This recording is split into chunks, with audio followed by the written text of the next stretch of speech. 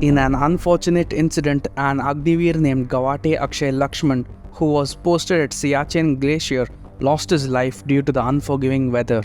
Immediately, Congress and its chief Rahul Gandhi peddled fake news about the Agnipath scheme of the Defence Forces, claiming that the martyred soldier's family will not get any monetary payment like the families of regular soldiers receive.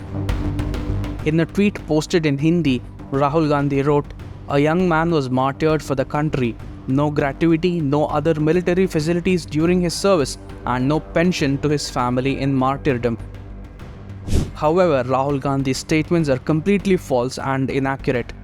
The terms of the Agnipath scheme clearly states that if an Agniveer soldier becomes a battle casualty, his next of kin would receive non-contributory insurance sum amounting to 48 lakh rupees, ex gratia of 44 lakh rupees, Seva Nidhi contributed by the Agniveer 30% with equal matching contribution by the government and interest thereon, pay of balance tenure from date of death till completion of 4 years, more than 13 lakh rupees in the case of Lakshman, contribution of 8 lakh rupees from Armed Forces Battle Casualty Fund, and immediate financial assistance of 30,000 rupees from Army Wives Welfare Association.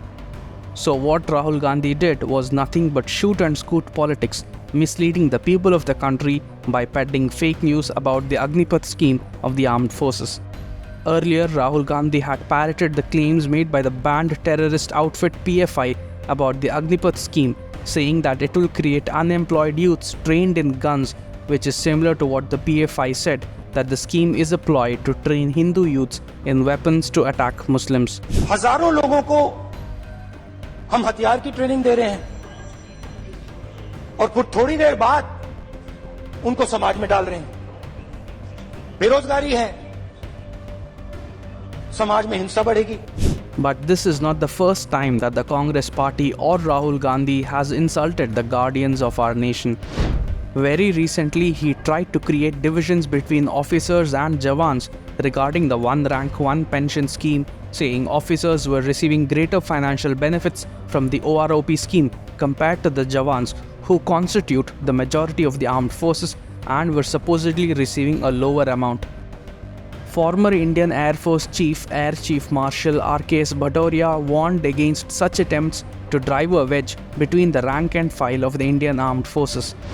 On 16th December 2022, during his Bharat Jodo Yatra, Congress leader Rahul Gandhi said that the Chinese troops are thrashing Indian Army soldiers along the line of actual control. जो हमारे जवानों को अरुणाचल प्रदेश में पीट रहे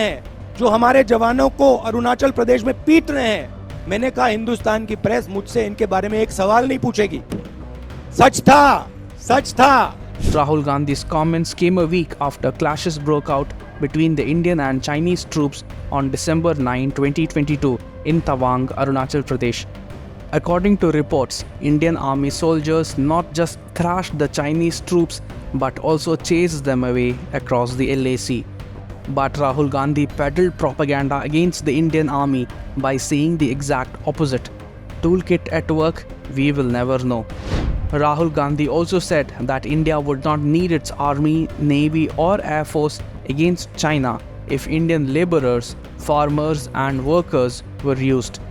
This comment was met with severe opposition, with veterans of the Indian Armed Forces condemning his statement. They said, "We have the highest regards for Indian farmers, workers and laborers. They are the core strength of our economy and the backbone of India. We salute them for their contribution to nation building." However, the Armed Forces of India are also a very dedicated, highly trained professional outfit with exceptional worldwide reputation, which can be casually undermined by irresponsible leaders only at a grave cost of lurking danger to the security of our motherland. Rahul Gandhi repeatedly claimed in his public statements that the Chinese have intruded into India, bringing down the morale of the armed forces. Just a month before the clash in May 2020, when the tension between the countries were escalating, Congress MP Adhir Ranjan Chaudhary had posted a tweet in which he slammed China and praised the Indian Army. However, the tweet was soon deleted. Why does Rahul Gandhi's Congress doesn't want a fellow Congress leader to praise the Indian Army?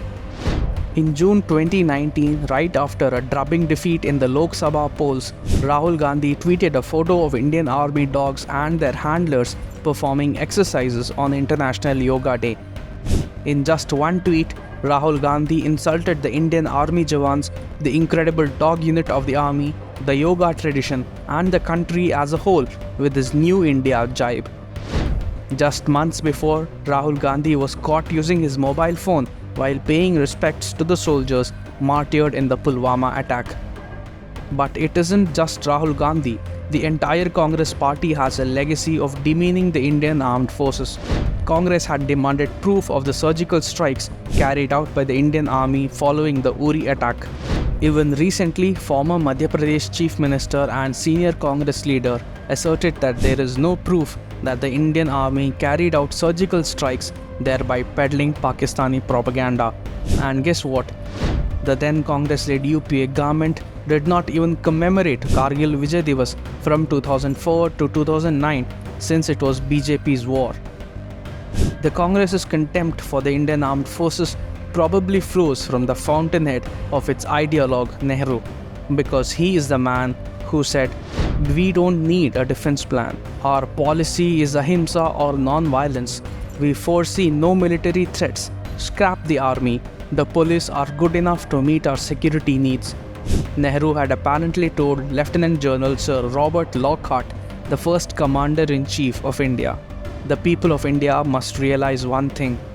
As India emerges as a world power, it will face multiple challenges and threats from multiple players on multiple fronts. The Indian armed forces will need a strong political leadership that will help them be at the forefront in countering these challenges. Those who insult the guardians of our nation and their sacrifice should not be allowed anywhere near the corridors of power to ensure that India remains safe.